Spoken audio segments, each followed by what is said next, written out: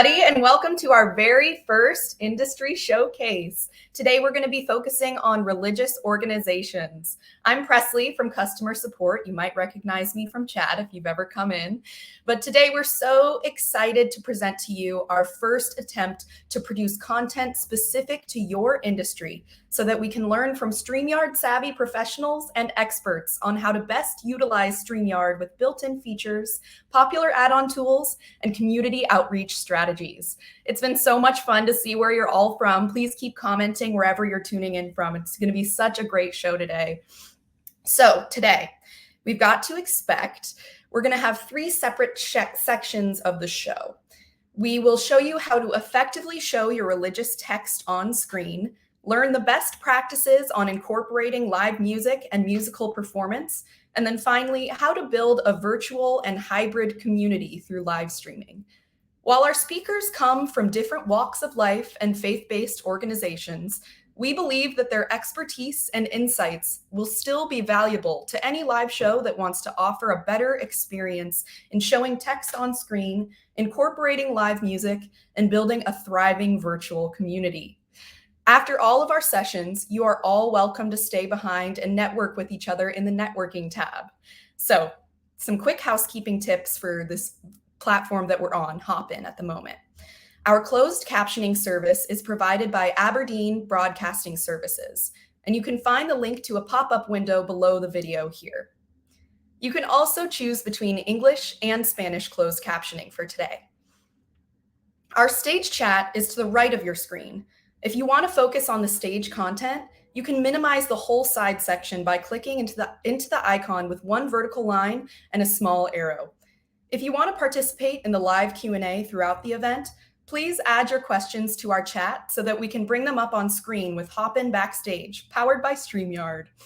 To adjust the volume, you can change the settings either on your computer speaker or at the bottom right corner of the viewer here. If we suddenly freeze on screen, don't panic. Just refresh your browser and come back in again, and everything should run very smoothly.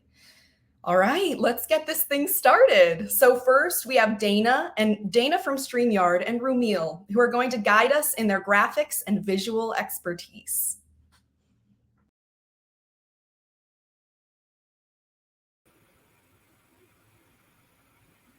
Thank you so much, Presley, for that warm welcome. I am super excited to be here with you all. Thank you so much for joining us in the private chat, letting us know where you're tuning in from. It's really so much fun for us here at Streamyard to see how global our events are, how global our live streams are. So like Presley said, my name is Dana Bentz. I'm the head of customer success here at Streamyard.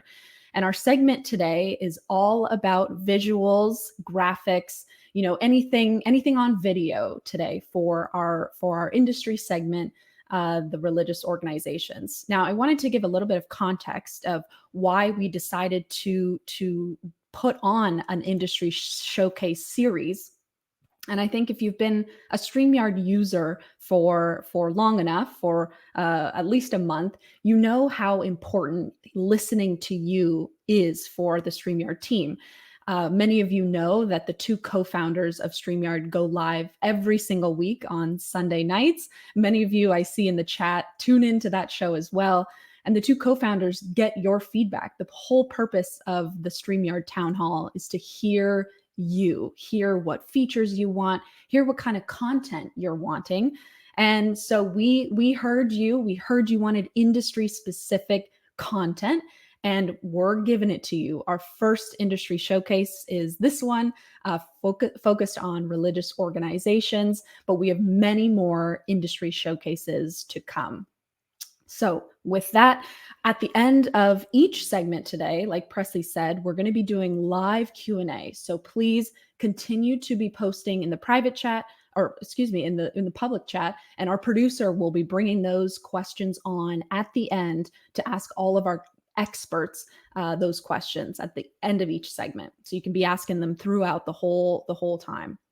So without further ado, our guest today is Romeo. So Romeo Cunningham is the co-founder of Visual Concept Group. It's a full-service event production company with over 10 years of experience in house of worship consultations, live events, creative production, and corporate events. Romeo has accomplished so much in the exciting world of audio and visual and production. We're super excited that he's going to be joining us. He's also the production manager for a technology-forward church called Purpose Life Church in Brooklyn, New York. With a passion for curating and creating helpful tools and resources for effective and impactful worship experiences, Romeo prides himself in helping religious organizations reach more people. Without further ado, Romeo, welcome to the very first Streamyard Industry Showcase. Thank you for having me. Thank you. Absolutely. Thank you so much for being here.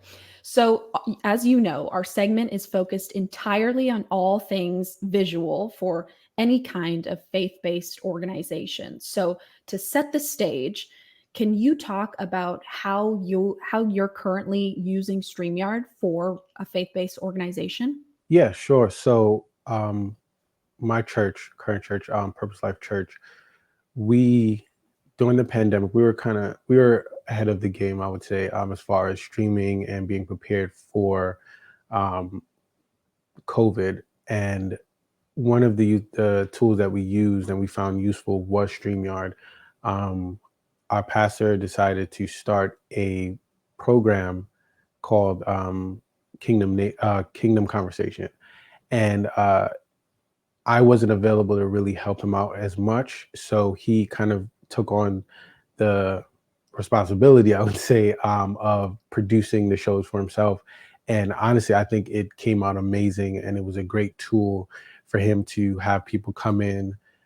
We had guests every week. We had a moment of worship sets, and it was just a great conversation overall. Got it. I love the name, Kingdom Conversations. And why was StreamYard the right choice for that specific show? I think it's just the user-friendly use of it. I think we've gone through so many different tools and platforms and programs, and I think that StreamYard just made sense. It's super user-friendly, and it's jam-packed with everything you need. That's so true. And I've heard before from so many of our customers that the ease of use is great, but they also like very technical people Yeah. also like using it, like yourself, who's a trained producer. You Yeah. also like the ease of use Oh because yeah, I love it. Yeah. you can pass it off to the pastor and they can run it, the same. It's the Exactly. same show. That's awesome. So let's dive into the technical elements or tools. So for live streaming, what tools can we use to show religious text effectively? Okay. So there are currently a few softwares and tools that I use, and I think that they're really effective. When I do my consultations, I definitely recommend them. The first one would be from a company called Renewed Vision, and it is called Propresenter 7. It's a tool that'll get you very far. It allows you to add lyrics, to have scriptures, and also to have motion backgrounds, moving backgrounds. You can also upload PowerPoints and PDFs into it. So it's a very good tool for that. When you add the camera element to it, I would go with something like a Blackmagic A10 Mini. Right now, I think they retail for around $400 to $500. So it'll definitely get you pretty far. I have one myself, and it's amazing. It's a great tool. Yeah, I mean your camera quality, your audio is 10 Thank out of 10. So we're listening to you on Yeah, that. yeah. So I don't wanna skip over those really powerful tools. On ProPresenter, how Yeah. are you connecting that into StreamYard? Is this a software? Do you plug it right in? How are you bringing that into your StreamYard studio? Yeah. So the easiest way would be to use, so it's kind of, you would use both tools, the Propresenter 7 as well as the Blackmagic A10 Mini. And Okay. what that would allow, Stream Deck will see that, StreamYard, sorry. StreamYard would see the Blackmagic as a camera, and that's why it's such a great tool. So it's not, there's no drivers that you have to install or software. The software is good to have, but what it does is it just reads as your camera. So you can add multiple cameras into it. It has 4 HDMI inputs. So you would use Propresenter as an input into it, and it would allow you to have lower thirds as you see on the screen now, or you can have lyrics on the top or at the bottom. Got it. Yep. And CAE admin, thanks so much for your comment. What was the add-on? Didn't quite understand. So I hope that broke it down a little bit more. But the Propresenter feeds into the Blackmagic, Yes, right? If right. I'm following. And Yep. then your Blackmagic just works as the camera on Exactly. Streamyard. Yep. And then you would just make yourself full screen, right? Yep. You would just add the one camera to the Mhm. stream. Now, with that setup, Romeo, are you adding any at-home guests? You would do that on StreamYard. That would be the way to add it. What we've done is we've had our worship pastors or our guest worship teams have either a pre-recorded video that we could obviously play in StreamYard or through Propresenter 7, and then overlay lyrics with the with Propresenter 7. Got it. I think that's so smart. Yeah. Now, there's other features that are built in to StreamYard. So, this is like you're a professional, you're using Propresenter. This is like top of the line tech.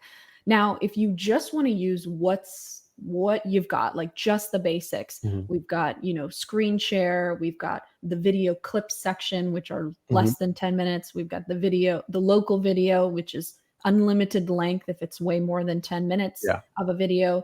How do you recommend religious organizations using those features if they don't want to go all out to use Propresenter yet? I think there are, my theory on it is about being intentional, and it's about what works for your congregation and what works for your community. So there are some communities where full screen video, right, a pre-recorded video would work. Adding the scriptures as a lower third is something that I think is an amazing tool to use, and as you can obviously do it here, there is a way to also do it as with the scrolling text, which is great too. So I think that there are so many tools that StreamYard has that will definitely get you started. The add-on tools are great. I think that would be if you want to take it to the next level. Got it. Yep. More for a live event, as a more live in-house integrating with StreamYard. Yeah, that makes sense. And someone commented the camera, you can use multiple cameras with that Blackmagic. So if you're wanting to get different angles, you can have multiple camera shots right through StreamYard. You could also, do them right through StreamYard. But on that Blackmagic, it makes it easy to switch, to each camera shot. Exactly. Which I think a physical element. Yeah. I think that's super professional for an in-person stream that you're trying to, get out to the social media platforms. Yeah. So now before we dive into where you're streaming to, we get a lot of questions about the destination, like what's the best place for the viewers to watch on. But before we dive into that, do you stream any pre-recorded content in your producing of these streams? Have.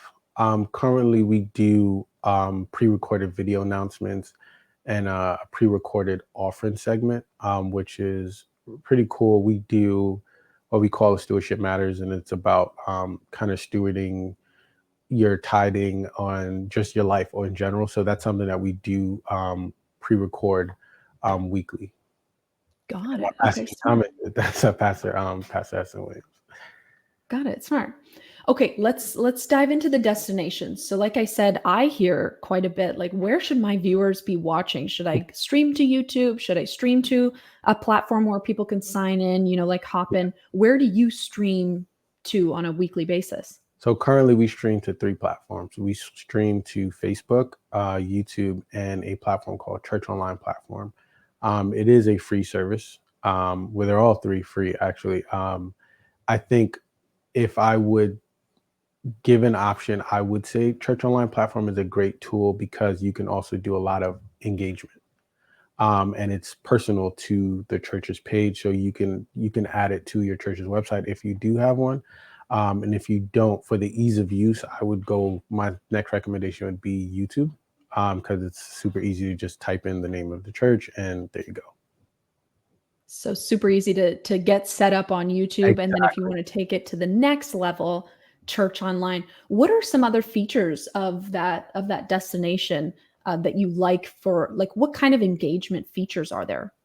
So church online platform, what I love about it is we're able to connect with our audience. We're able to have hyperlinks that for prayer requests, or if you have a need, or if you want to be connected to the church. So that's a great tool. They have a lot of tools in their platform, and it's really super easy to connect to it because it's just taking their Streamyard link to that or whatever stream link you're getting and inputting it into that.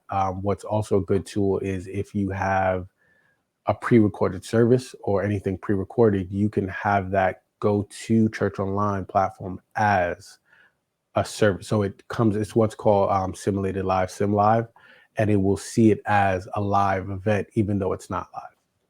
Oh, got it. Okay. So Yeah. you push that video out. It's pre-recorded, but it seems live. Yes. Smart. And then you can have hosts that engage with the audience as well. In the comment section. In the comment section, exactly. Yeah. Okay. Awesome. Interesting.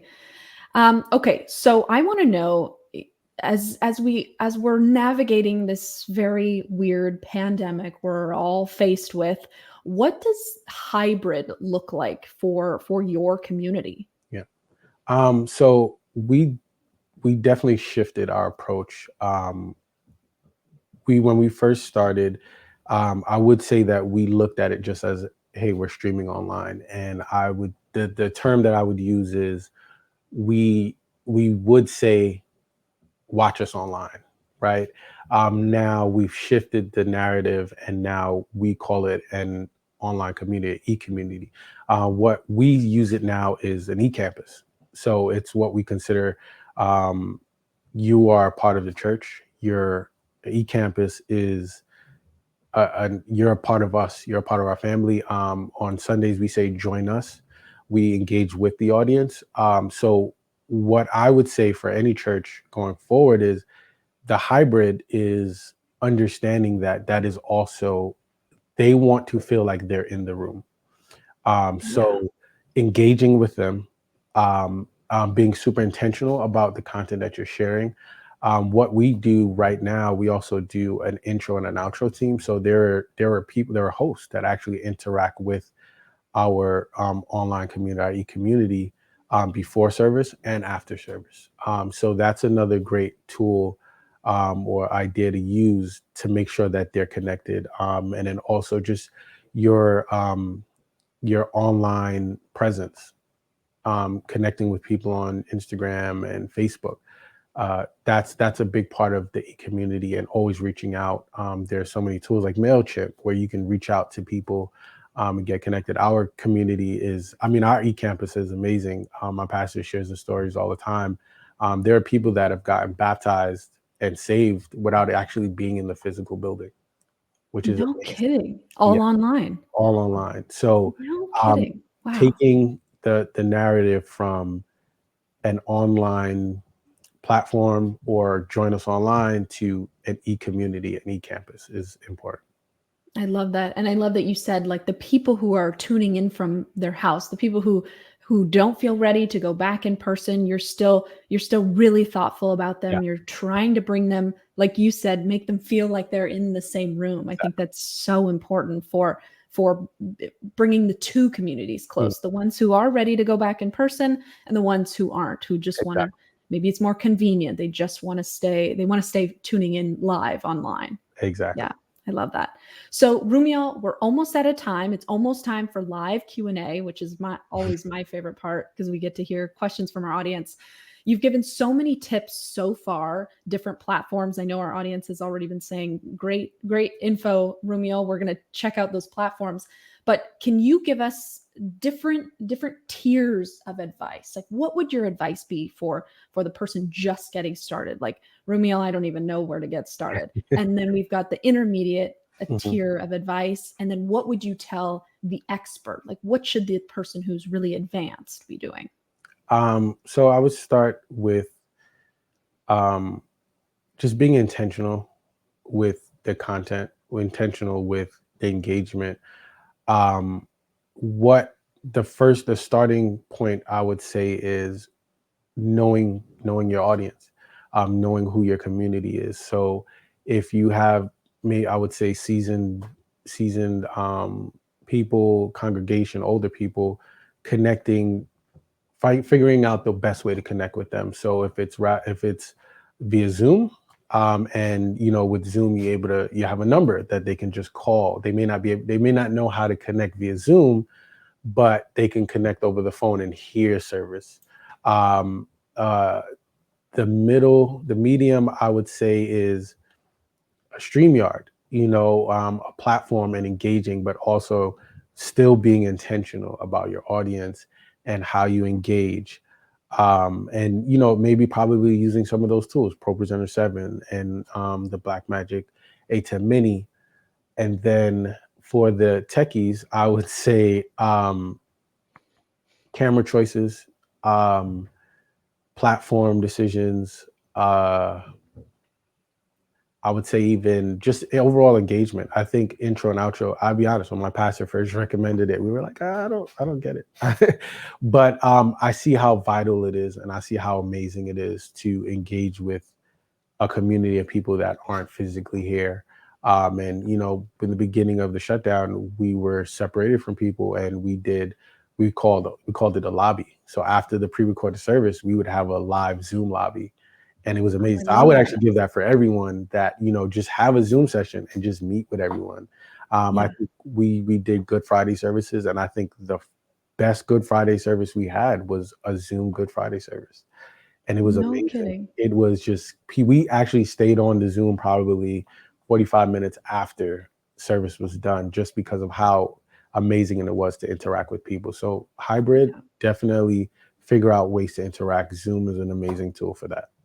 Yeah, I love that you keep bringing it back to the community aspect. Like, you can put on a great live show. That's all great. We talked about visuals and how you're getting great great graphics on screen, how you're putting lyrics on screen, but the community aspect of it is so important, especially now that we're heading into this, and we've been heading into this hybrid world moving forward. I love that you keep bringing us back to that. Yeah, and I think that's so vital. One of the things that I live by is, especially in churches, it's about encounter over entertainment. So we can entertain, but it's about the encounter. That's the heart of it. Yeah, absolutely. Romeo, this has been so lovely. Thank you so much for sharing all of your tips and tricks. Thank you. We're jumping into the live Q&A. So if you have any questions for Romeo, now is your time to ask. Awesome. We've got one from Peter. There are so many ways we can use live streaming in addition to worship. What other ways are you using live streaming? That's a great question. So for live streaming, we also do, I know that the youth department, they also do events, live streaming events. And we do yearly events. One of them are Fresh Oil Conference, which is it's a ladies conference. Some guys are invited as well. But we also do streaming for that. And we do, we're actually starting something today, actually. It's called Restful Rhythms. And it's actually going to be an IG live. And it's just a connecting from what was going on in service this past Sunday, and we're just recapping it and talking about it.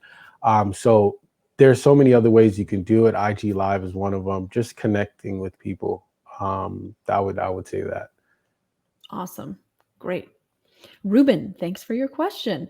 How are you engaging with your audience, Romeo? All right. So one of them, once again, is definitely a church online platform.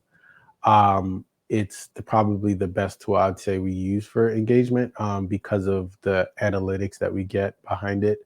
We do get analytics from Facebook and YouTube as well.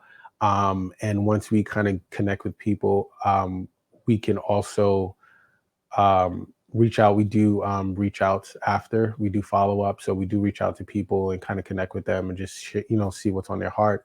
The name of our church is Purpose Life Church. So the question that my pastor loves to ask is, "What's your purpose?" And that's what we do. So that's one of our major engagements, is asking, "What's your purpose?" and finding ways to help them live out their purpose. Yeah. And the other way was the lobby room. Like, I love that aspect. Lobby, yeah. I've never even considered having, the church lobby after the service is so much fun to, gab with people, just chit chat. Exactly. And you took that online, which I think Yeah. is so neat. Yeah. So the last question we've got, and then we're jumping into our next segment, from Fariga. Hopefully I pronounced that right. Question: can you talk about your mic setup that you're using now? So we're using some Sennheiser microphones with that was actually a great question, because I could also add to that, is that we use what we call a audience mic. So a part of the engagement is, it's similar to just watching a movie or watching a show where you don't hear anything. For some shows, like let's say Fresh Prince of Bel-Air, where they had an online in-person audience, right? You would get the laughters, you would get all of that. So we use that mic as well to also get some of the audience reactions or sound, so that you can kind of get some feel of the room. Which is a great question, because one of our good friend Jay was a consultation. He did the consultation for us for audio, and he was amazing. So Awesome. I'm sure he can answer that question too. Awesome. Yes. Our next segment, that transitions us very nicely into our next segment. Romeo, thank you so much for providing all your expert tips and tricks on visuals and graphics. This has been such a fun segment. Thank you so much. Thanks for having me. Absolutely. So up next, we're bringing on Kelsey. She has a session on audio best practices. It's a panel discussion featuring Jay and Matt.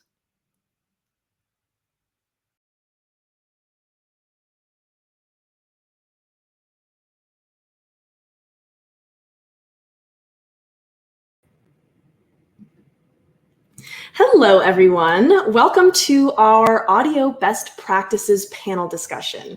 I am the panel moderator today, Kelsey from Streamyard, and I work in the customer success department of Streamyard. So I'm working with Streamyard users and Streamyard clients all day long to help everyone get the best possible experience with Streamyard. I'm super excited for this panel discussion because we are going to be talking to some super experts in the audio field. We have two guests joining me for this panel today, and I'm really excited. We have just an info-packed session, so buckle up. Before I bring my guests on, I'm just going to introduce the both of them, and then you'll get to meet them, and we'll jump into our discussion today. So my first guest is Matt Schick. He is a producer. You can find him at runmystream.com.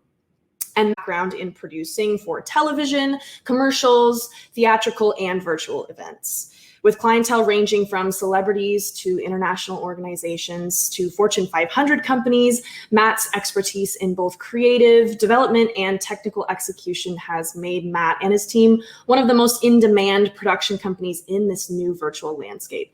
Matt has also done a lot of production work for Streamyard, so we're very familiar with him, and he is a great friend of Streamyard and user of the platform. So I'm excited for you to get to meet Matt. Our other guest today is Jay Eigenman. Jay is an audio engineer and production manager at Le Poisson Rouge in New York City. He is a mainstay at Le Poisson Rouge, which is in Greenwich Village, and he's been there since 2011. He has served as the director of production / head audio engineer since 2016 and head engineer and production manager for LPR's live streaming series LPR.TV. Jay has toured internationally with the likes of Broken Social Scene, Toe, So Percussion, Lee Ronaldo, Neutral Milk Hotel, Simeon Mobile Disco, and Rafik Bhatia. In addition to popular music, Jay has collaborated on various musicals and operas, including mixing Pulitzer Prize-winning Angel's Bone, Du Yun, for its world premiere at the Prototype Festival, and recording the Pulitzer Prize-winning Prism by Ellen Reed. He is also the co-founder of the audio production company New York Pro Audio, and you can find him on Instagram at Jay Eigenman. So without further ado, let's welcome on our two very special guests for this panel today, Matt Schick and Jay Eigenman. Welcome, both of you. Hi, everyone. Thanks so much for joining us. I'm very excited to jump into this chat today. Before we get into sort of the nitty-gritties, let's just get to know both of you a little bit and your experience in the audio and live streaming world. So I want to know what brought both of you into this live streaming field. And Jay, let's start with you. Sure. So, I mean, professionally, I work as an audio engineer, and I've been doing that a little bit over a decade. Primarily in live sound, and I guess that's sort of how the worlds met. You spoke about Le Poisson Rouge, where I work currently, and that was one of the first places that I encountered live streaming as a live engineer for concerts. The venue is one of the first venues that I worked at that would actually stream their concerts as well. So sort of inadvertently, I got into the world of live streaming because the concerts that I was mixing for an in-person audience ended up being streaming online. And over the years, that became more and more commonplace, not just at Le Poisson Rouge, but other events that I did. And then eventually I would even get hired to do audio mixing specifically for streams for live events. Yeah. Awesome. And Matt, we'll go over to you. Thanks. So I, as you mentioned earlier, I came from the production world before this big change that we're seeing now. So I produced television shows and live theatrical tour, and all of that came crashing to the ground in March of 2020. We know why. And there was a few months of sitting around and kind of missing that energy, the adrenaline rush of sitting backstage and producing a show, of calling a show. And I discovered Streamyard through a benefit show for the Actors Fund. It was Rosie O'Donnell done virtually, the Rosie O'Donnell show with many members of the Broadway community. And I was so captivated by the technology they were using, how well produced this virtual event was able to be, even just a couple months into the pandemic. And I found Streamyard, and the rest is history. Since then, I've used Streamyard and other technologies, mostly Streamyard, to just really, widen my surroundings and parameters of what I'm able to do as a producer for organizations and companies and all sorts of different amazing clients over the last 16 months. It's crazy that it's been that long. I know. Of being in this like pretty soul virtual land, right? I know. It's mind blowing to me. Feels like just yesterday. I know, but also a million years ago at the same time. Anyway, I would like to know what both of your most treasured audio live stream project has been, or audio project in general. Matt, let's go to you first. Ooh, okay. I'll tell you what, from a virtual standpoint, because that's the platform we're in right now. Mm-hmm. One of the most exciting projects I got to take part in over the last 16 months was a private virtual show for a small audience with the cast of Hamilton. So we had every cast member come into their own studio, and we brought them into StreamYard. We mixed them professionally, had multiple cameras on each person, and we had a concert with the cast of Hamilton, Broadway's cast of Hamilton, yes. Which was just insane. I mean, tech checking with these people who I'm such fans of and have been for many years, and getting to work with them to make their audio sound great and make them look fantastic was just a dream. So that was definitely my favorite audio related project. Fantastic answer, I have to say.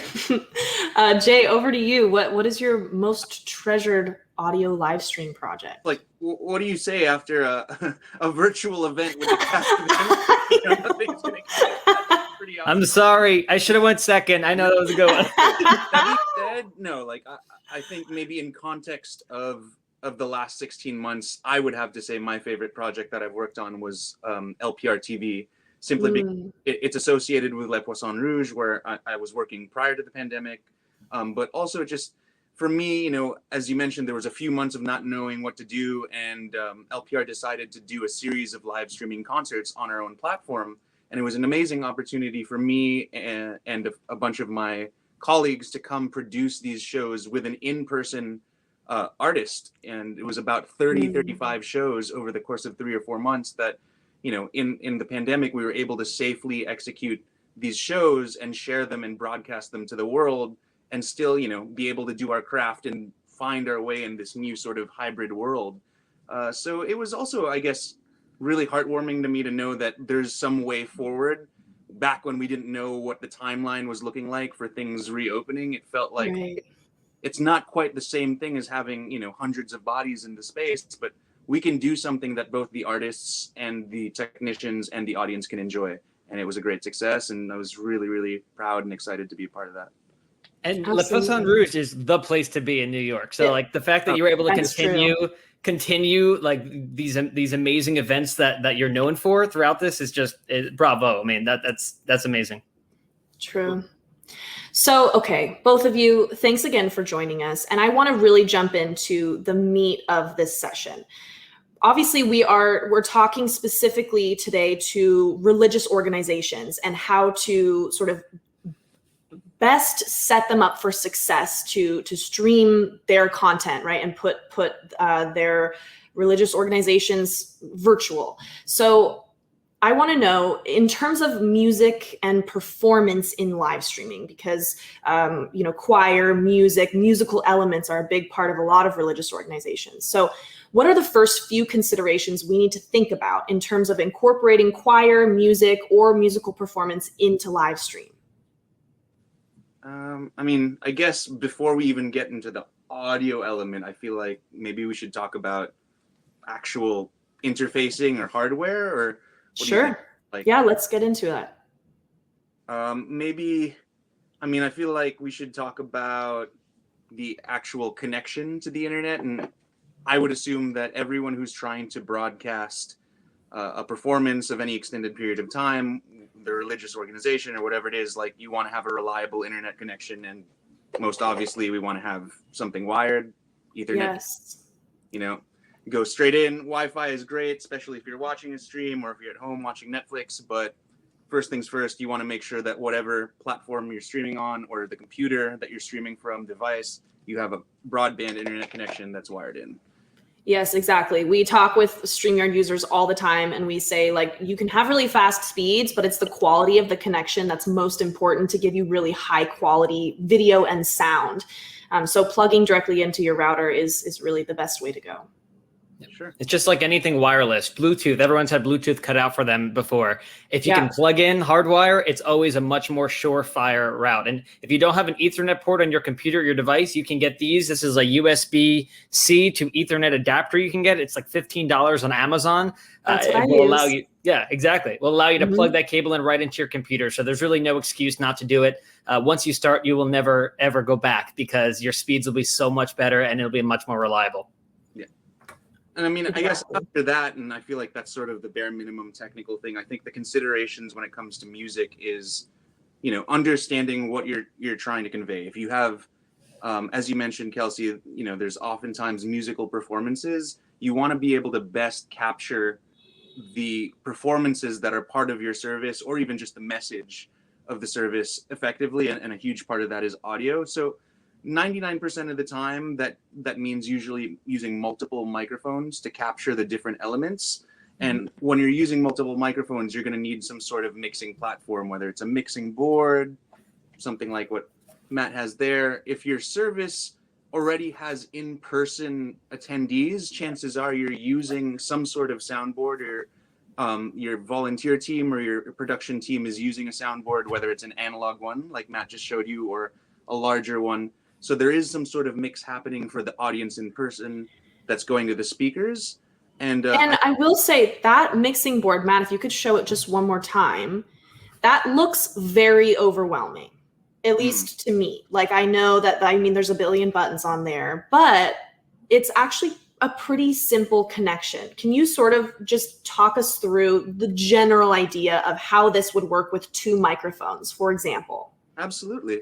So Matt's holding this up, and this is a 8-channel mixer. Well, really a 6, but as you can see on the very top left-hand side, there are 2 microphone inputs with the 3 dots, the black circles. That's an XLR connection, or a microphone cable. So if you look from the top of the device down, there are what's called channel strips.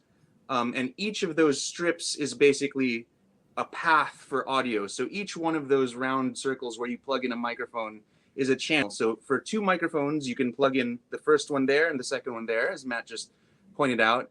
And if you go down the line, there's basically controls for each of those microphones. So nice. You have to think of it in a linear fashion. It's top down, but once you go top down, you can really follow the signal flow, as we call it. So once you plug the microphone in, you'll go from a microphone to the input, or the mic input there at the top of the channel. There's a sort of dial underneath that's labeled gain. And we can think of gain as basically how much, the technical term is how much voltage is being applied to the microphone, but it's basically like how much you're increasing the sensitivity of the microphone.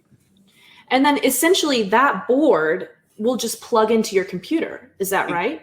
Yep. So this particular board, I like this one because it's very inexpensive. It's under $100. I think it's in the 90s, and it goes USB right from the back right into your computer. So you literally plug this in. No software is needed. In StreamYard, you select the board as your microphone. So you select this as the catch-all, if you will, and then all of your mics get put into this, and you can mix and adjust and set your levels and adjust your highs and your mids and all the fun stuff that, you know, to really tweak your sound and make it sound as good as possible, and then send that in directly into your broadcast studio. Exactly. So it's as easy as selecting the mic you want to use, but you're just selecting that board, and then you get your multiple mic inputs into StreamYard. Totally. And I mean, you know, the mics don't need to be really, if you're just doing vocals, they can be really inexpensive. Some people, I think, get sort of scared at the idea of spending money on this infrastructure. But as Matt mentioned, a mixing board can be very inexpensive. And some professional level microphones can be very, very inexpensive. Like a Shure SM58, which is an industry standard, can be had for less than $100 retail. Nice. And that can plug into any soundboard or any interface and go right into the stream. So on this same note, I want to talk a little bit more about live music, because I know there's some issues with remote sync, right? So with the live stream world, a lot of people come in from different locations, but it can be really hard, almost impossible to sync up music and musicians from different locations. So let's talk a little bit about that. Matt, like, what are your recommendations in terms of syncing, like remotely? Is it even possible? Let's get into that. Sure. The short answer is it's really not possible. There are some beta technologies that do try to eliminate any latency, so that way you can have a singer in one location and a band in another location and be in perfect sync. StreamYard is so popular and it's so successful because there's really no latency. So I can have a conversation with Jay and Kelsey right now, and it's in real time. But really what happens when these words leave my mouth, it takes about half of a second to reach Jay and Kelsey. And then the same happens when I hear them. So if I'm trying to sing along with Kelsey, who might be playing guitar, it's just not going to work, because I'm going to be hearing Kelsey a second later than she's playing it. It just will not be in sync. So the Hamilton example is a perfect one. We had each artist in their own studio, and we had each artist do a solo performance. So we had George Washington actually had the Hamilton character come to his home because he wanted to do a duet, and he knew right away that we couldn't have him come in remotely. So next to him sat the Hamilton actor, and then Chris Jackson sang his part, the George Washington part, together in the same location. Because when you're in one room together, it's of course going to be in sync. You're only pushing out one line. But trying to come in from multiple different locations remotely, it's very, very difficult to sync up. So if you have to do that, really recommend for that portion of the event, pre-record it. Have your musicians record their parts and send it into an editor. Have the singer then take that track that they got from the musicians, record their vocals over it, and have it edited, and then play that back. Because trying to do it all remotely, it almost, if anything, it'll sound just unprofessional, a bit amateur, even if you've got the most amazing musicians in the world. It's just a limitation of the remote technology. Absolutely. Right. And like we were just talking about with the soundboard, it's so easy to have, multiple mics for multiple singers in the same location, and you can bring all of that in. Exactly. And that can scale. Obviously, we showed you a small version of a soundboard, but soundboards can have any multitude of inputs these days into the hundreds. I'm not saying that, anyone needs to be that ambitious, but you can certainly accommodate musicians of any size ensemble with the right equipment. Exactly. And then in terms of another note on live music, when you're using specifically in StreamYard with external microphones with music, Matt, would you recommend turning off echo cancellation for that? Like, what are the best settings for StreamYard specifically? Great question, and it's a very important one. And I have a story that is too long for this, but basically involves me trying to help someone who I'm such a big fan of, my favorite musician, who was singing, and she was not using StreamYard, and she was using a technology that does not allow to disable that echo cancellation. And what was happening was the computer's automated echo cancellation technology, which is very sophisticated, was thinking that the piano in the background was background noise, was echo, was trying to cancel that out. And since she was in the same room as the piano, it was just kind of canceling everything out. She was going in and out. The piano was going in and out. So absolutely, if you're sending audio in and you have musicians, or you're even playing back like a music track and singing with it, make sure that you have your echo cancellation turned off. And in the case of StreamYard, there's an amazing stereo audio functionality you can turn on, which will really enhance the quality of the music you're sending through without any of the, artifacting or the kind of, the sound where it just sounds muffled and is going in and out. That's that echo cancellation that's taking over. So turn it off and you'll be set. Right. That's a great tip. And it's as easy as a couple of buttons just inside your audio settings. StreamYard is known for its ease of use, right? So I know in terms of talking about adding these soundboards and these external microphones, it can be overwhelming for the people who rely on StreamYard for that ease of use. But even with adding these extra devices to really amp up the quality of your live music and your audio, it's still as easy as, just disabling a couple of things, clicking a couple buttons to really maximize your quality. Absolutely. Okay, I want to move on to talking about some tools that we can maybe use in conjunction with StreamYard as a platform, specifically for religious organizations, but also maybe for other people who are live streaming as well, who could get into that. So we talked a little bit about Ethernet connection. We talked about multiple microphones, switchers, cameras, and soundboard. Are there any platforms that we want to talk about in terms of using in conjunction with StreamYard? Perhaps virtual audio mixers, something of that nature. Jay, do you have any recommendations for that? Well, for virtual audio mixers, I think, there's a number of free softwares that you can use, or even paid softwares. There's, in the studio world, what's called a digital audio workstation, and some people will use this type of software, like Pro Tools, to actually take audio and mix it on the computer. I personally would not recommend using these software-based things for streaming live, simply because they're usually on the same computer that you're streaming from. And I think that best practice is to devote the resources of the machine you're using for the stream only. So I would personally recommend using, if you're going to do multiple mic mixing, using a unit that's outside of the piece of hardware or computer that you're using to stream, personally. Okay, great tip. And on that note, I want to talk about sync, because if we're getting into external microphones, external cameras, right, there can be some issues with syncing the audio to the video. So I know that in the chat, the StreamYard chat where I work with customers, we get that issue all the time. People are like, oh, I'm using an external camera and my external audio, and I'm really excited about all my equipment, but now it's like my voice is out of sync with my face, and like that can't happen. So let's talk a little bit about that. Matt, can you talk about, in terms of sync, maybe minor setup investment or something like that to just give people tips on where to start with syncing their equipment? Absolutely. It's one of my biggest pet peeves is you see someone that has a beautiful camera set up and their audio is just a hair off. So you see them and then you hear the audio, or vice versa. So I'll tell you the way that this doesn't happen is if you use a built-in webcam. So for example, I'm just using my IMAX built-in webcam. I'm a little limited with that. I know proper lighting can certainly help that out. But once you get to fancier webcams and cameras, USB webcams and cameras also usually have no delay because they're USB in, there's no delay. It was right in real time to your computer and syncs with your microphone.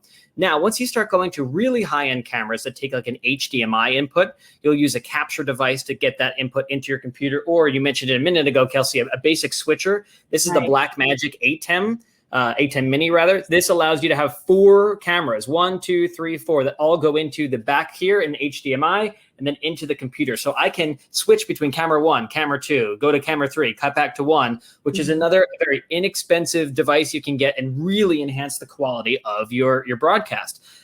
The disadvantage of this is you're using HDMI, and the way HDMI works is you're bringing the camera feed down an HDMI cable, which are notoriously bad.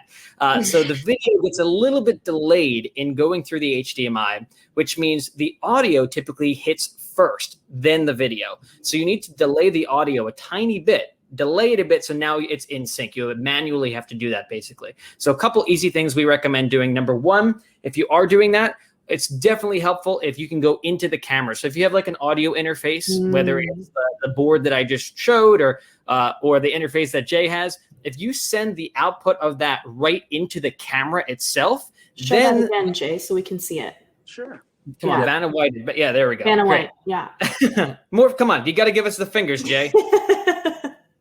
There we go. This Okay. is an inexpensive one with two microphone inputs by a company called Focusrite that can be made or had very inexpensively. But it's basically like a soundboard without all the bells and whistles. It takes a USB connection. You plug in microphones on the front, and that goes right into your computer as an audio device. And what, Matt, you were just saying is you can put that into the camera, right? And exactly. Then, you can plug that into your camera, just like plug it in as though it's the microphone going to your camera, because technically it is a microphone combining multiple microphones into your camera. And that way the audio and the video both come down that same HDMI cable and they both get delayed together. So rather than setting the audio and video in separately, they both delay together, and that way you should be in sync. So there's all sorts of different setups. Definitely, it's worth talking to someone in production or a sound engineer like Jay. If you are building out a studio, whether it's something that's very inexpensive and easy, like having 2 laptop webcams, at your temple or your church, or whether you decide to go, more high-end cameras, definitely just it's a one-time investment to talk to someone who really knows how to sync that up. That A10 that I showed you, this switcher even has delay settings on it specifically for that. So this is a known issue. Just spend the 20 minutes and talk to someone who knows how to help you out with your specific gear that you have to get that in sync, because it's a minor thing that many people won't realize, but when it's on, it just looks so mumuch more professional. Absolutely. Yeah, and you'll definitely notice when it's not. Yeah. Yeah. And I certainly did. The thing with the delay and sync, though, that it's so specific to the gear you use, or at least the solution is very specific to the particular set of gear that you're using. We can give you tips like Matt just has, and the general idea is that you want the audio to line up with the video, but depending on how you're getting that video and audio in, the solution is going to be a little bit different. Exactly. And for those of you who are watching, at the very end of this session, we'll provide the contact info for Matt and Jay. So if you are trying to accomplish one of these setups and you're running into issues, like Jay said, it's very specific to your equipment. And so this could all feel very unhelpful if it's not relevant to the equipment you're using. So we will provide that info so you can reach out and ask questions if that would be helpful for you.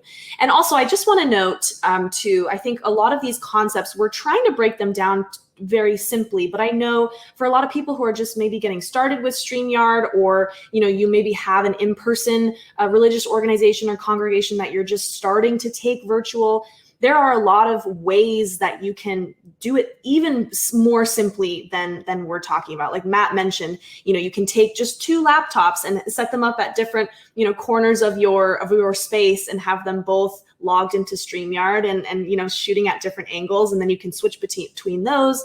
It doesn't necessarily require external equipment, but we wanted to give you a sense of the range of possibility that you can use all with StreamYard. Yep. So I did this. There's a wedding recently we did in StreamYard, and the rabbi was in one location, and there was a bride and groom in their home on 2 different laptops. So we went full screen on the one camera, and then we just switched right to the full screen in the other, and we toggled back and forth, and we had a 2-camera shoot, if you will. We had the audio coming in from one place the entire time, so we muted the one computer and turned the speaker off on the one computer, and we just had the audio going in and out of one, and it looked great. It looked really nice, and it was just 2 laptops that they had, stacked up on books and all sorts of crazy Rube Goldberg shenanigans in order to get them angled the right way. Right. That's a fantastic example. Okay, you two. So our session is rapidly wrapping up. It always flies by, but I really do want to get into talking about hybrid, right? Because we are obviously coming, hopefully out of this pandemic, and in-person events are starting to come back. However, I really do think that the live streaming space is going to remain because it's such a great way to reach an even broader audience than obviously just who you can have locally, right? So I want to ask both of you, what does a hybrid future look like? Jay, let's start with you. Jay has 12 years of hybrid and live stream experience, which is so much more than so many of us who just got it started a couple of years ago, right? So Jay, let's start with you. What does a hybrid future look like at this point in time?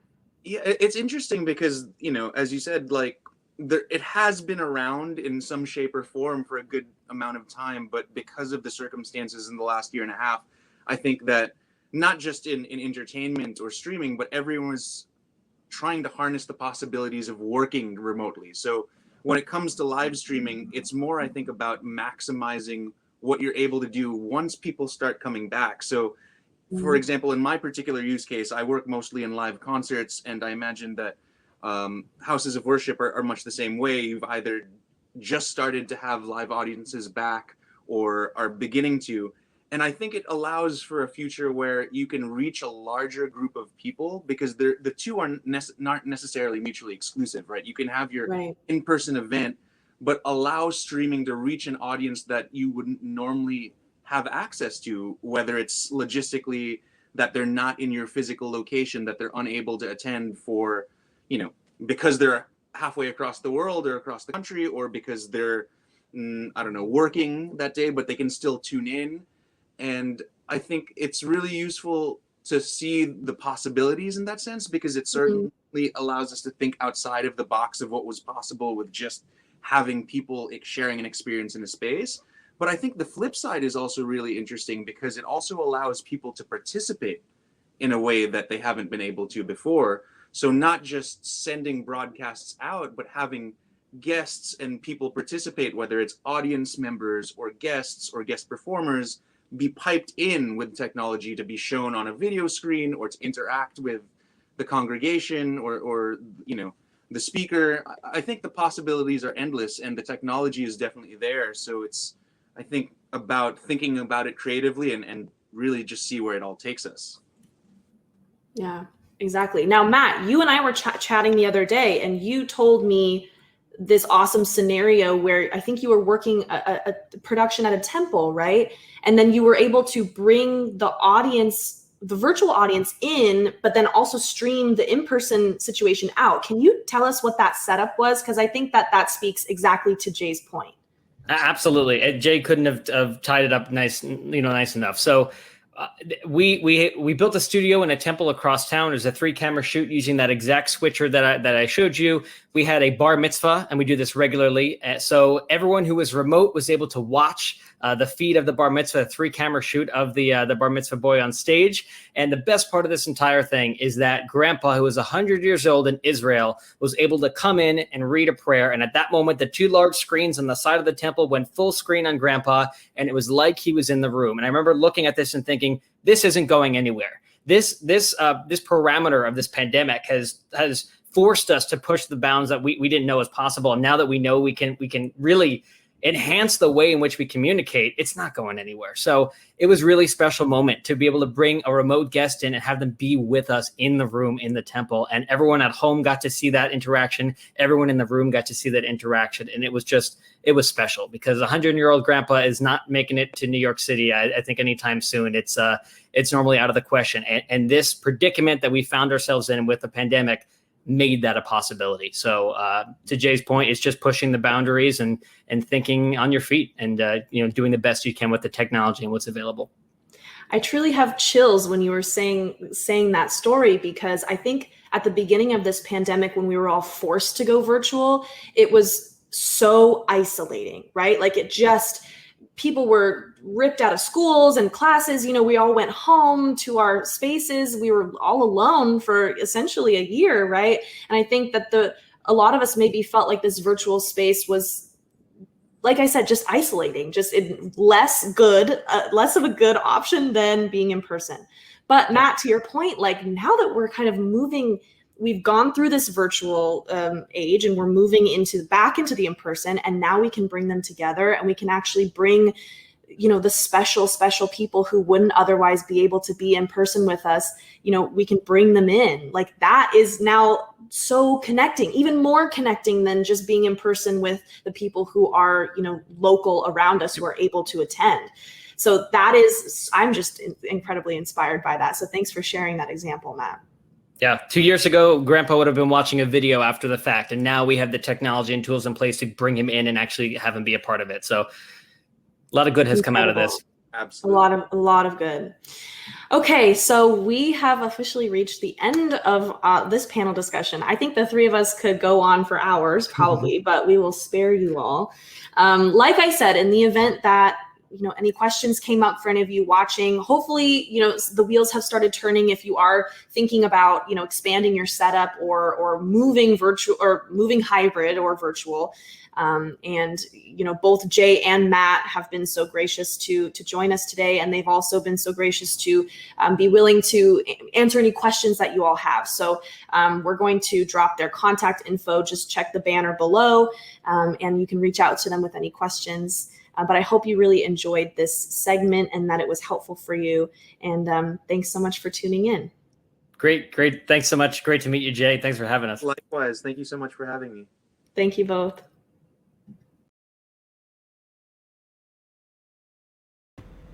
Hello, everyone. So thank you so much for watching that panel discussion with Matt Schick and Jay Eigenman. If you will notice, we pre-recorded that session as Matt was not able to join us on the day of. So you might have noticed that the windows were dark and now they are light.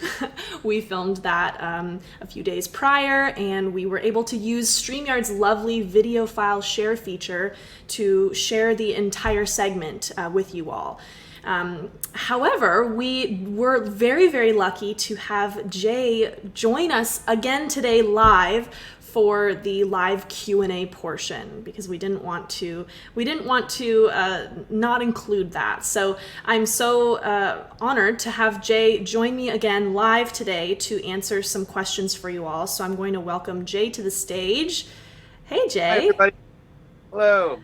Well, it's nice to see you again, and thanks for joining us for this Q&A portion. Absolutely, my pleasure. So we had quite a juicy segment. There was a lot of information that was covered, and I'm excited to be able to answer a few questions today. So the first one is from Carice. When is it best to keep echo cancellation turned on? That's a good question. I think that if your message or your stream is not music-based and is primarily speech, that's when I would recommend keeping the echo cancellation turned on. That works best, you know, because everyone is speaking in a different acoustic environment, and what you'll often hear is the voice echoing or repeating. The algorithm, as Matt mentioned in our pre-recorded panel, works best when it can isolate speech, and the technology being used basically is a filter that filters out everything that isn't the speech to give the most clear sound. But music, because of how varied the programming is, whether it's different instruments or different volume levels and at different pitches, can often confuse that algorithm. So echo cancellation works great when you're working with speech primarily, but if you've got varied musical content, I would suggest turning it off. That's a fantastic answer. It can be kind of a confusing, even though it's such a simple tool, it's just a checkbox that you can check or uncheck in the StreamYard settings. It can be incredibly confusing to understand when it's best to keep it on and when it's best to turn it off, because it does really affect things for better or for worse, depending on how you use it. Absolutely.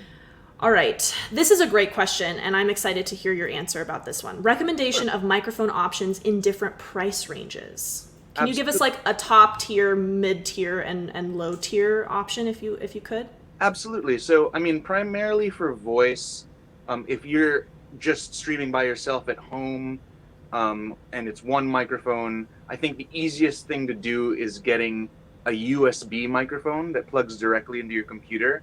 There's a low cost option. I mentioned the Shure SM58, which is made by Shure, that normally comes with an XLR output that goes into a soundboard. but there is a version of that microphone that has a USB output that plugs right into your computer. There's a bunch of podcast mics in a lower price range as well by brands like Blue, for example.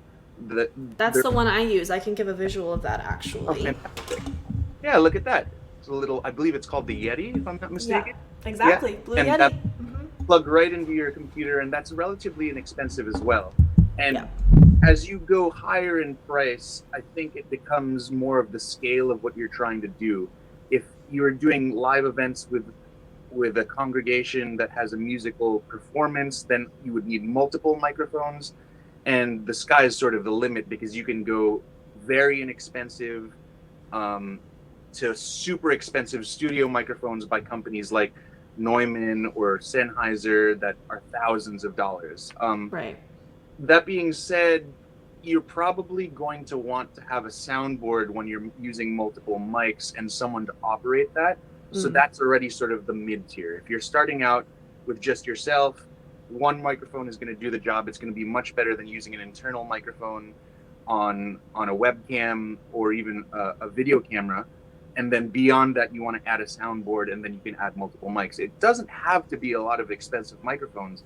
You can get better results with cheaper microphones placed correctly than a single expensive microphone placed incorrectly. So placement and where you put those microphones is just as important as the type of microphones.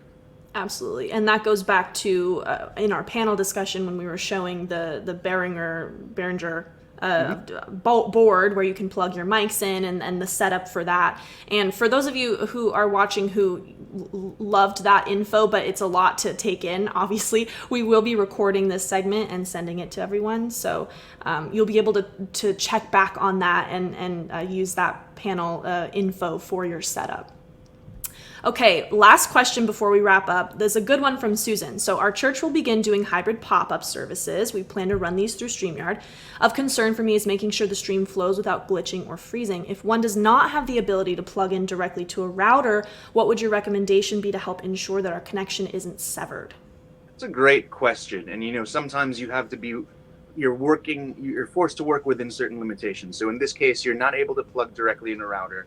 What I would suggest is there's a few things that you can do to at least try and make sure that connection is reliable as possible if you're going over a wireless network.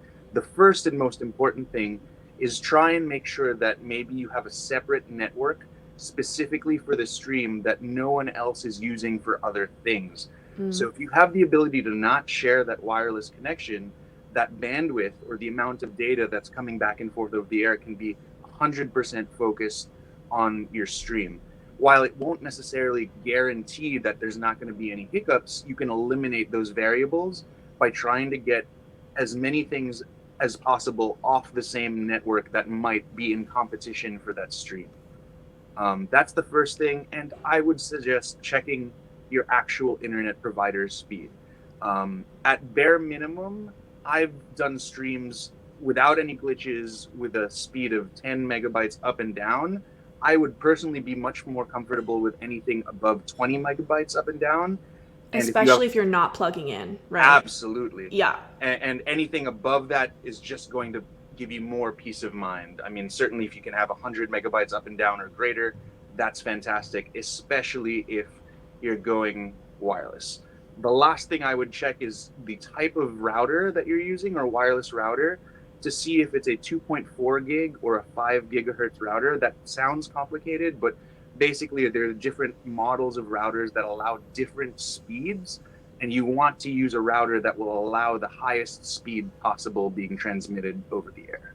And I will add as well, something as basic as making sure that all other tabs and applications are closed out of on your computer seems so basic, but it really does make a huge difference. Rebooting your device directly before you begin a stream, specifically if you're not plugging into the internet, can be really helpful just to clear everything from your computer.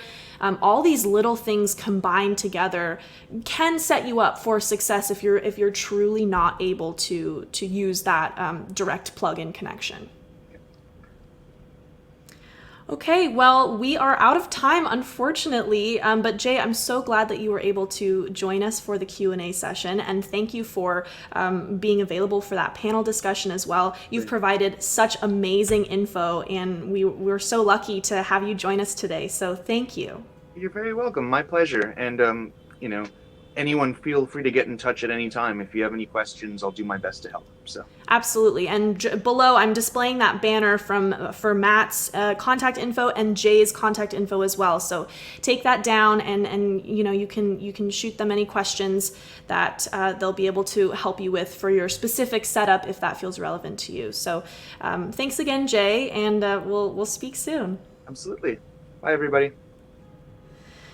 All right, so we are going to transition now into our next segment. We are going to go into our community building for virtual and hybrid settings with Mylon and Nietzsche. So stay tuned for that. It's going to be a great discussion.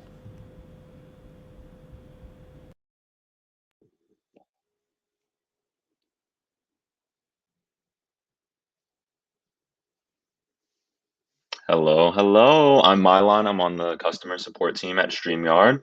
And today I'll be talking with Nietzsche about community building in virtual and hybrid settings. First, just a little bit about Nietzsche. Nietzsche is currently based in Michigan, and she's a marketing guru and social media expert.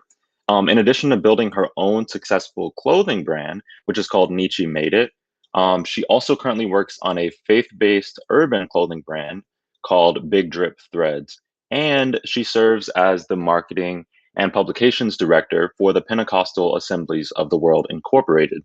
And that is an international organization with approximately 4,000 churches worldwide. She's often sought after for faith based marketing, film, and television projects. And she's the host of her own faith based television broadcast, which can be seen on the Rima Television Network, Holy Connection TV, and online. In her spare time, she enjoys finding new restaurants, being outdoors, and all things crafty. So let's give her a nice virtual welcome. Hello. Hello, Mylon. How are you? Good. How are you? That was a pretty cool intro. Thank you. Thank you for being here. I'm excited. Great. Me too. So let's jump right in. Yeah. My first question is, why did you choose StreamYard over other services? So for the organization overall, we wanted something that was going to have ease of use, that made sense financially, that a novice could use, as well as someone who was, fairly tech savvy. And for me, StreamYard checked all of those boxes. Another reason why we used it is because when I reached out for tech support with StreamYard, I was really surprised that they actually answered, because, sometimes you kind of feel stuck. If you have a question, you kind of will just brave it by yourself because you think that you're not going to get a response from tech support. And I definitely received follow-up from StreamYard via their tech support. And I was able to go onto YouTube and search not only videos that StreamYard had put together, but I saw many other people who StreamYard had endorsed or who had relationship with, who also had answers to my questions. So for me, it was a no-brainer because the resources, the information was all right there for me, and it was ease of use. Great. That's really great to hear. Yeah. And it actually makes me wonder a little more about your role in your community. And I guess this is a two-part question. If you could tell us a little bit more about your role in your community, and then also how you convinced your community or your less tech-savvy community members to use StreamYard as well. So my role with the organization, the Pentecostal Assemblies of the World, which, as you mentioned, has approximately 4,000 or more churches, and then, of course, several members within those churches. So if you can imagine the reach that is there. We used this starting in 2019 as we were preparing for one of our big conventions, and we wanted to be able to give information to our delegates prior to the actual event. The event was like late July. We wanted to be able to give them information in June and July before we even got to the event. So of course, I'm a marketing guru, marketing by, I live, breathe, eat, and sleep all things marketing. So of course, we had our other ways of communication, but we wanted to add a visual element. So we started using StreamYard. So my role with the organization, the Pentecostal Assembly of the World, is all things marketing, all of everything that goes out, all things marketing. Make sure that the information gets to every single corner of the organization, all the people, everyone, everywhere, all the time. That's what I do. So and then with our latest event, the convention, obviously on camera, making sure the information gets out that way. So that's why we used it. So when our delegates and our members saw what we were using, obviously they're seeing that the organization is using this tool, then we're able to then trickle that down to our auxiliaries and say, hey, this is what we're using. Not only are we using it, but we're going to pull together a Zoom call or a conference call with you and walk you through how to use the tools that we're using. And so that's what I did. And that's what we're committed to doing with our auxiliaries. And now a lot of them are using StreamYard for their individual presentations as well. Great. And was virtual offering something that you did before the pandemic or because of? We definitely had it before the pandemic. Like I mentioned, that event that we had in 2019, we needed to be able to communicate the information. So we definitely had it prior to the pandemic. Obviously, with the pandemic, it kind of became one of the main ways that we communicate. Of course, you always have your text messaging, you always have your email marketing, you have your social media. But we definitely amped up our video presence on a very consistent basis, in some cases kind of bi-weekly. And then here recently, live streaming for our overall international convention, where we would normally be in person. I used it for myself, for my shows that I have that air on television. Some of my interviews, I've done those through StreamYard, because of the recording features. So for my own platform, the whole Nietzsche brand, the whole Big Drip Threads brand, I did a lot of that through StreamYard also. Nice. And your current setup, are you in a home, in a church, or in a studio currently? I always film in a studio.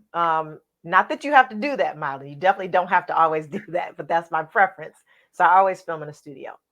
Awesome. It looks very great and professional. So Thank just you. wanted to ask. When did you all start live streaming? 2019. Well, if you mean from the arena of using StreamYard, 2019, we would sometimes have some of our convention services stream live also once a year. But for the purposes of this, what we're talking about today through StreamYard, purposefully being with online streaming, that started in 2019, probably around May or June. Okay. And was it always smooth, or what was that process like? I Or what are some mean, things you? do you want to have a real conversation, Mylan, or not? Okay, because no, it was not always smooth at the beginning. In the beginning, I was using my laptop. I had it propped up on books. Those of you who, probably have done this yourselves, have had to take your laptop or your tripod or your device or whatever. Whatever's close by was what I was grabbing. Books, a box, it didn't matter. And so I was sitting it on top of that. Obviously, learning, the purpose of the lower thirds, learning about making things more visual, learning about having audio in place. That definitely was a process. I didn't know that at first, but what I loved about StreamYard was, even though I didn't really know those things at first, I was still able to jump in there and live stream and get the job done. But definitely, as I learned about more pieces of that audio, camera, lighting, things like that, as I learned that, it definitely made the presentation a lot better. Awesome. So what were the top considerations when you're planning for a virtual community outreach that's going to be live streamed? What are some of those? Repeat that one more time. What are some of the top things you consider, or the most important things you would consider when planning for a virtual community outreach via live stream? Well, I'm a marketer. This is what I live, breathe, eat, and sleep. And so, and social media guru. So I'm on social media all the time. And for me, my thought process is people are on their phones, especially in the midst of this pandemic. I think that the pandemic shifted how we all look at what it is that we do. Okay, maybe before you were just popping on Facebook at night before you went to bed, but now you're sitting at your workstation and you have your Facebook open and your work stuff open because you're listening to, whatever videos pop up, whatever aired last night, you want to watch it again today. So to me, because people are on social media more often, I don't feel that you can just jump on and say, I'm going to be live in 3 minutes. Now, if you are someone with, 90 million followers, you can probably do that. In most cases, many of us don't have that type of following. So in some capacity, I feel like a communication flow to let them know I'm going to be live every Tuesday at 3:30. And consistency. I'm going to be live every Tuesday at 3:30 because as a viewer, that's going to be in my brain. Milo's going to be he's always live on Tuesdays at 3:30. If I miss him on Tuesday at 3:30, I know that I can go to his page after 3:30 and see his broadcast.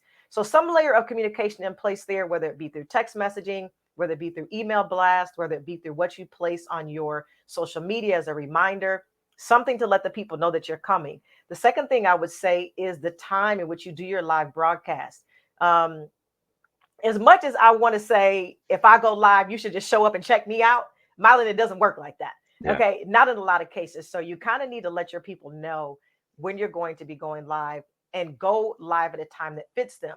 I found for my audience personally that with certain topics that I go live with, going live in the middle of the day is great. But if I'm going live in the middle of the day, maybe with an interview, I did an interview. I've done interviews with people from Braxton Family Values, from Thicker Than Water on Bravo, people from WeTV. I found that those interviews are better in the evening. So I feel like the audience lets us know what works for them. And as much as we want to just do our own thing, in some cases you can, but I feel like with this, if you want the greater audience, if you really want to feed the need of your audience, if you really want to connect, you want to be online with the time that works for your audience in general. If they seem to respond to you more at 8:30 at night, then we don't need to go live at 8:30. Let's go live at 8:30 at night. And the cool thing about StreamYard that you guys mentioned earlier on is the video share option where you can pre-record that content and put it out, because maybe you have something going on at 8:30, but you can pre-record that content, put it out there, and give your audience what they enjoy. Yeah. So it sounds like constant, consistent communication and awareness of your audience's needs is the top priority. And so as we transition from now, or what has been a strictly virtual world, into more of a hybrid one, maybe, what does that mean for your community? Or do you have certain strategies in mind to stay virtual or lean towards, the hybrid, or move fully in person? There is no possible way at this stage of the game, Mylan, that we can let go of virtual. Even with in person, there is just no possible way. And I know that type of conversation is probably a little bit overwhelming for some people because you're thinking, okay, I already had to put my focus on running an in-person event.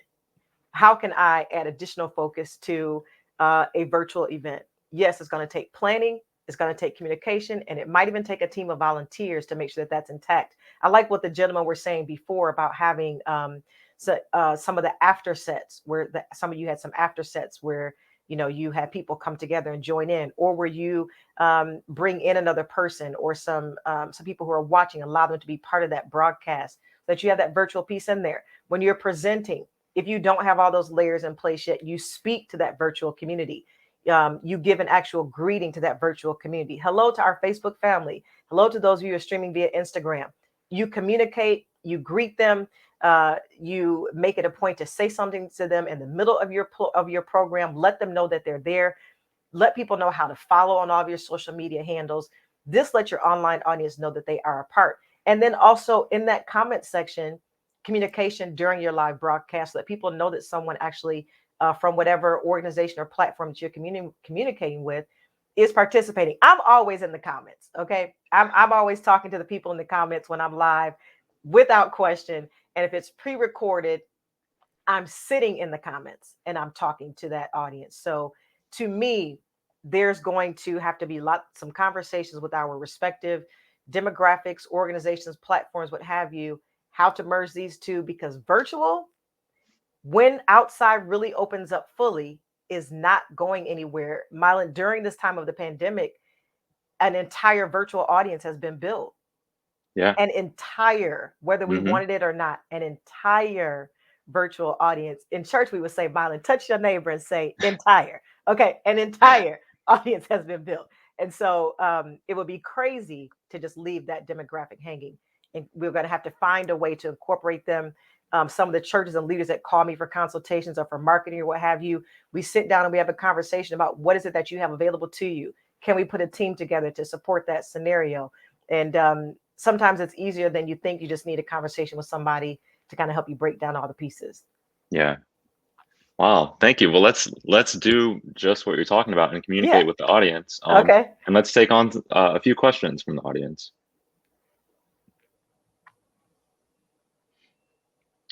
So one is, what are the key differences and similarities of in-person, virtual, and hybrid community building? Okay. For me, in person, a person recognizes that the building is there. They recognize that worship service is every Sunday at 11 without question, never fail. It is always Sunday at 11. They already have knowledge of this. There is no question. They know that that service starts at 11 and that it ends at approximately 12:15. They know how to dress. They know that the praise team comes up at this time. They know what the sound sounds like. Our virtual community, the reality of it is, Marlon, no matter how amazing we think that our set or our service is, or our session or our show or whatever the case may be, the reality of it is that virtual gives your viewers a choice on what they watch. And our attention span has shrinked a little bit. Maybe before we would sit and watch something for an extended amount of time. Now we're sitting and we're watching and we're saying, will you get to the point?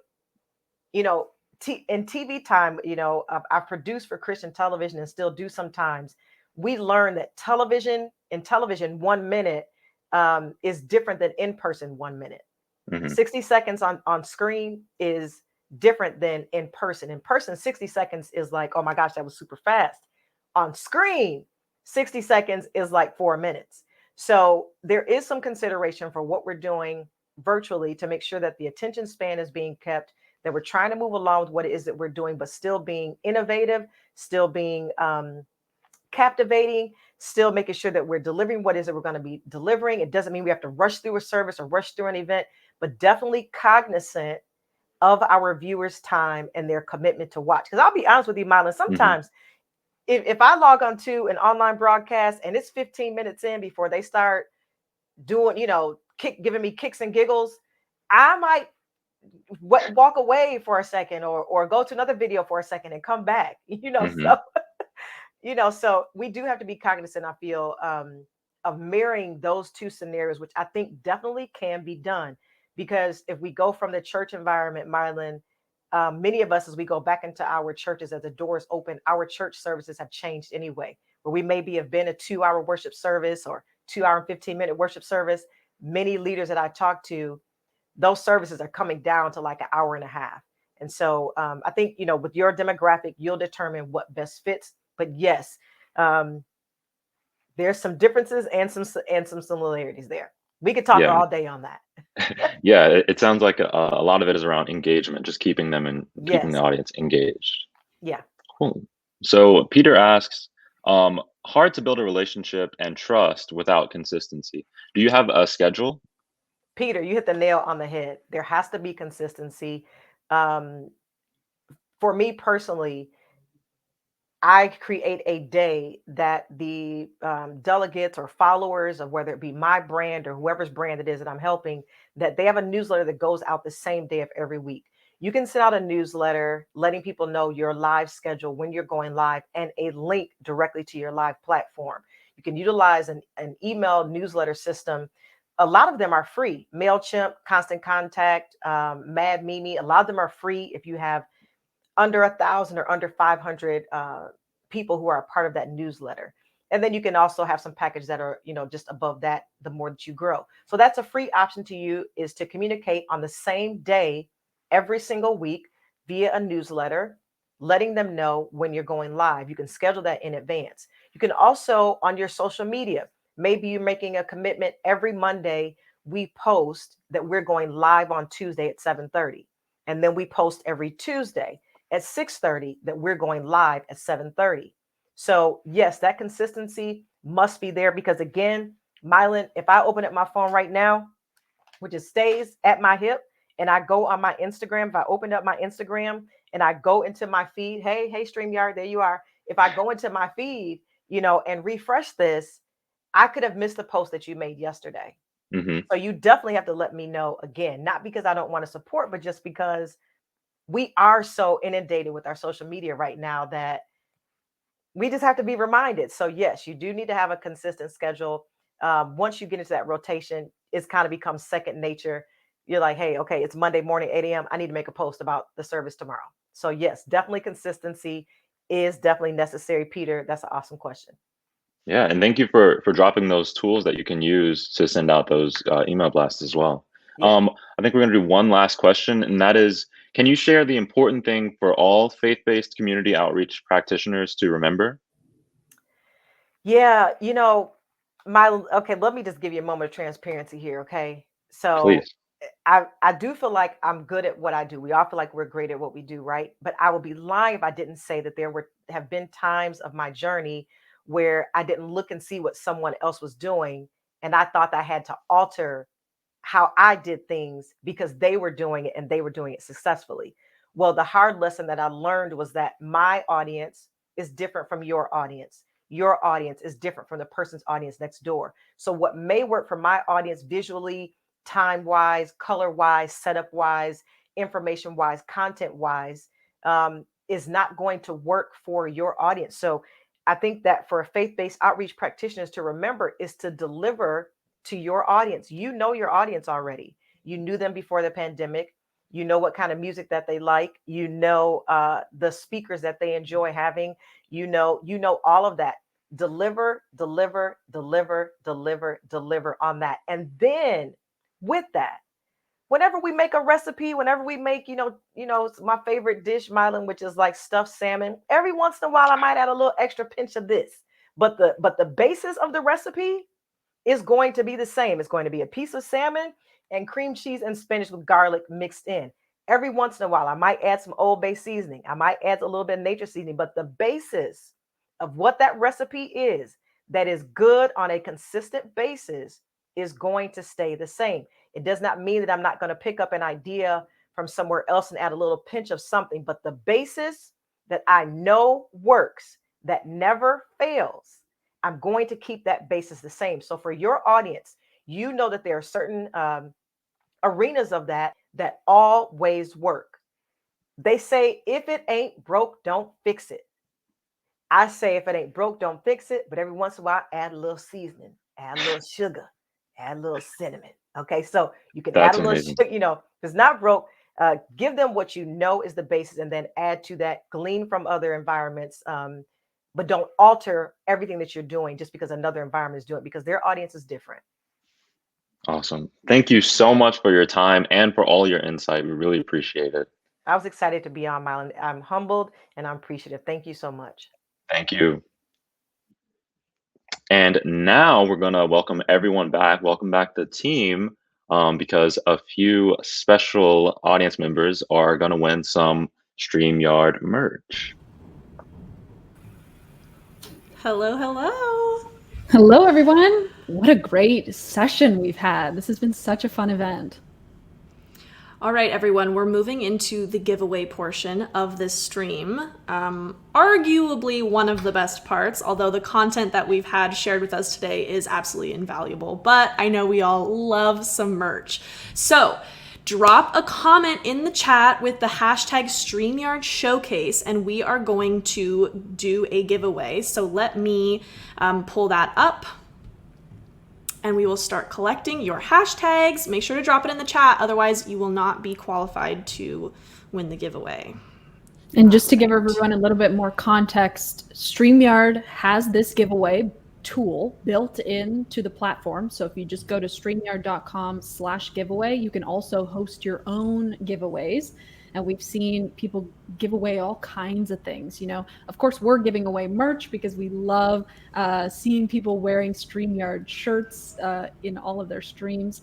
But you can give away anything. We've seen people give away signed copies of their books, or a 1-hour coaching consultation. So it's really another great way, leading off of the community building and engaging segment we have. This is a great way to engage the community who's watching. We are having a flood of comments with the hashtag StreamYard Showcase come in, so keep them coming. We won't draw for another probably 15 to 30 seconds, so I'll give you some time because I know we didn't really give you much warning because it was a surprise. Awesome. And what are we giving away today? So today we are giving away, now correct me if I'm wrong, but I believe we're giving away some special merch. Is that right, Dana? Some unique merch that we haven't given away before? I think so, yes. So correct me if I'm wrong, but I think we're giving away a brand new StreamYard water bottle that you can drink out of on your live streams, and Puddles stickers that you can use to stick on anything. I've displayed my Puddles sticker on my microphone here for a little extra branding. Let's see that up close, Dana. That's so cute. Yeah. Can you bring your mic closer to the screen? Oh, can you just make me full screen? Oh, yeah. Let me switch you out here. There we go. And you can see the Puddles on her mic there. That's beautiful. So we've got stickers, we've got brand new water bottle, and we'll throw in a shirt in there too, just to add an extra StreamYard merch. But I think the comments are they slowing down now? They're slowing down. I think it's ready and time to do the draw. So here we go. Woohoo! Dun dun dun dun dun dun. Susan! Congratulations, Susan. So, Susan, you have won one of the two giveaways today. So just shoot us an email at contact@streamyard.com with your address, and we will send that out to you right away. Congratulations, Susan. Congrats. All right. Congrats. We are going to draw again. Here we go. One more. Woohoo! This is so much fun. What a great way to end the event. Jennifer Ruffin. Congratulations, Jennifer, on winning the second giveaway. Woohoo! And just let us know your address, Jennifer, at contact@streamyard.com, and we'll ship your merch out to you ASAP. Thanks so much for participating. That's so fun. Well, we are going to move into the closing of this session. Thanks so much for being here, everyone. So Presley, I will throw it over to you to close us out. Thanks so much, Kels. All right, everybody. It's been such an awesome show. Thank you for all of your questions and your comments. It's so exciting to see where you're all tuning in from and all the input that you have on our product. You know, we want to continue to learn from you and how you use StreamYard, and we hope to do that as this series progresses. So please stick around and network with each other in the networking tab if you can, and please let us know how you love the show in the comments. Thanks again, everybody, and have a great rest of your day.